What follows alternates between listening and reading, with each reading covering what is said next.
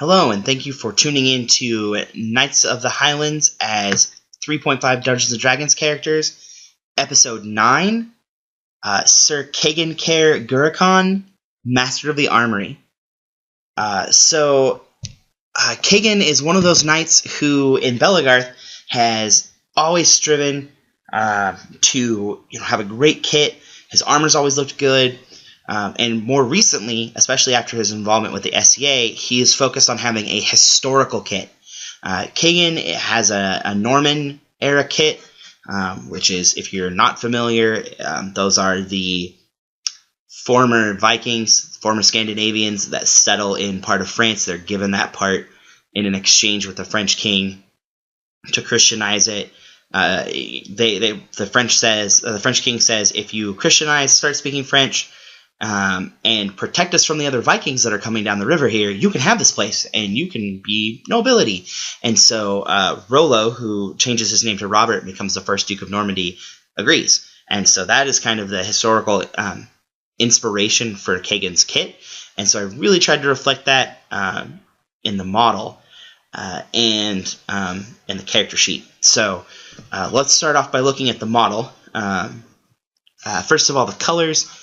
Rackrath Flesh, Leadbelcher for the silver, Mechanicus Standard Gray, Mephiston Red, Mournfang Brown for the wood, and Ceramite White for the white there around the belt. So here from the front, you can see that Catgen's got a thigh-length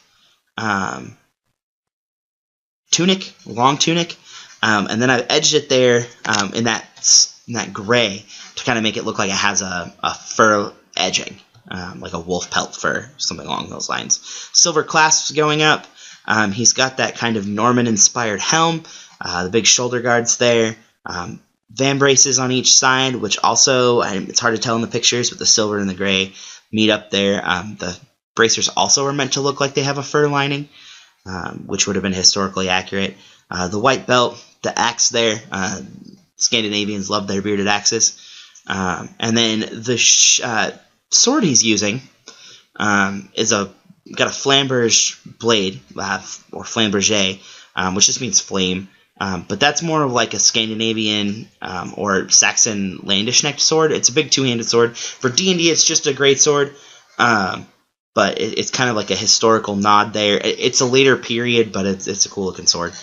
So I wanted him to have that. Steel greaves there on the bottom, and then like a hosen, black or not quite tights, but they wore like a tighter pant, a hosen there underneath the tunic. And then here on his back, you can see the wood kind of round shield with the steel boss there in the center, which is closer to historical reality for his character. So that's the model. Let's pop over to the character sheet. So when we're talking about, a Knight of the Highlands who's Master of the Armory,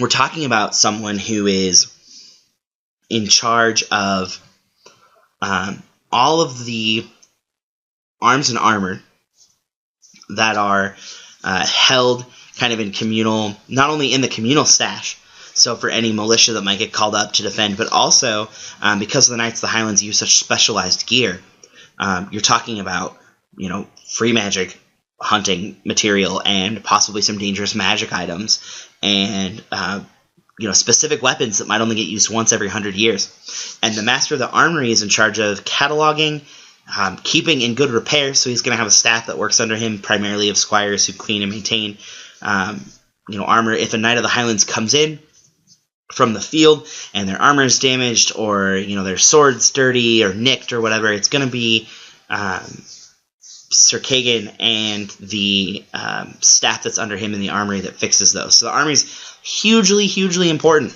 They also maintain the limited number of siege weapons that the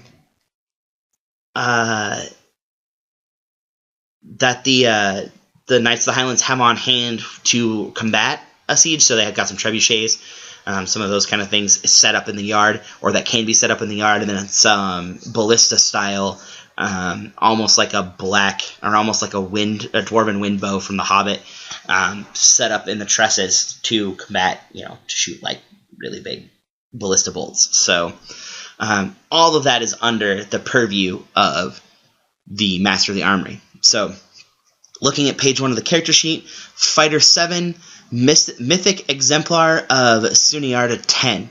To give a 17 character. Now, the Mythic Exemplar class is really, really cool. It has a bunch of different ways you can put it together, because there are a bunch of different myths that you can follow, or mythic traditions that you can follow. For Suniarda, it's about strength and combat, so that's the one I chose for Catgen. The deity worships is Tempest. Again, I said I just copied and pasted the Faerunian deity system over here, so we're talking about the god of battle. Looking at the stats, Strength 20, again, Catgen's a warrior. Dex 16, Con 18, Int 16, Wiz 16, Charisma 16. So really good stats. I got really good rolls for Catgen.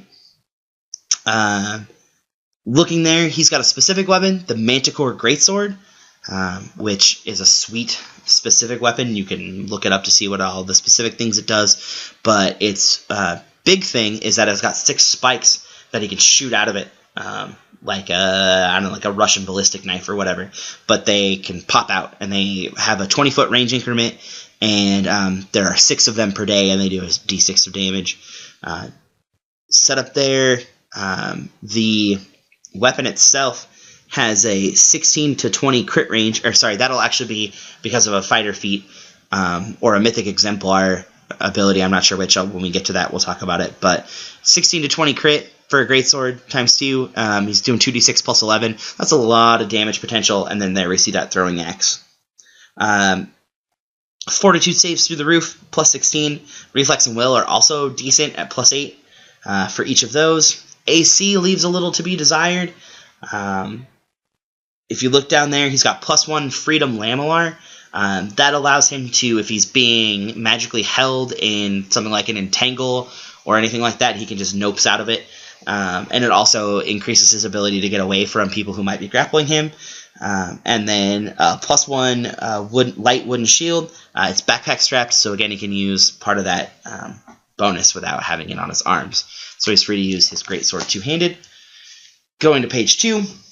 138,117 experience points, adventuring gear, the knight's livery, which is common to everyone, and then he's got 2 things that are under his purview, the forge and the armory.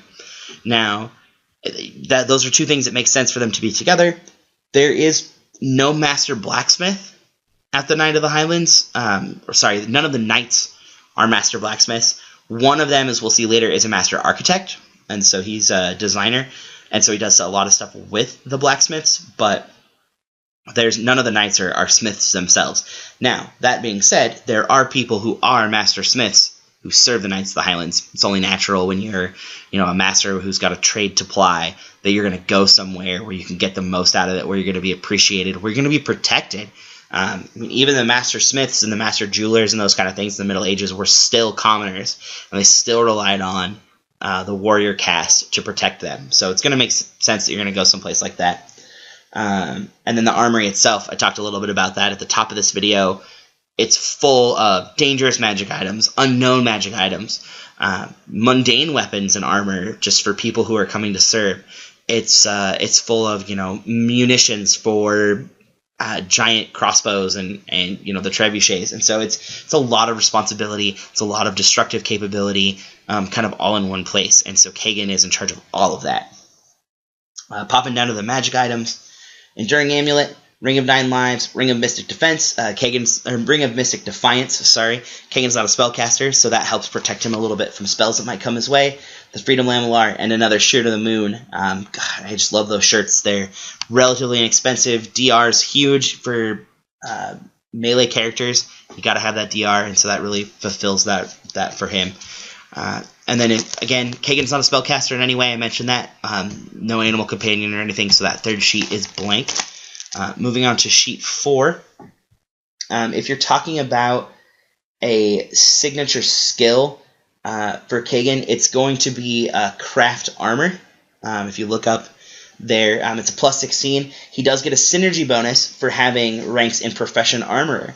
And so while none of the Knights of the Highlands play the role as Master Smiths, Catgen himself is a Master Craftsman. And so working alongside of some of the kind of magic folks who imbue some of those things, he has made some of the magical armor for people, but mostly that's along the lines of being like ceremonial craftsman stuff. And Catgen does make ceremonial gifts in this world for the people that support the Ebonhold. If we go back to the map, which I'll put up here and just kind of remind everybody how close the Ebonhold is to the Karen city, and so there's a lot going on. There are 9 noble houses that kind of are at odds with each other, but everybody needs ceremonial armor, and this is another form of sporadic for sure, but very sought after income for the Knights of the Highlands. Catgen's crafty armor. Popping up to the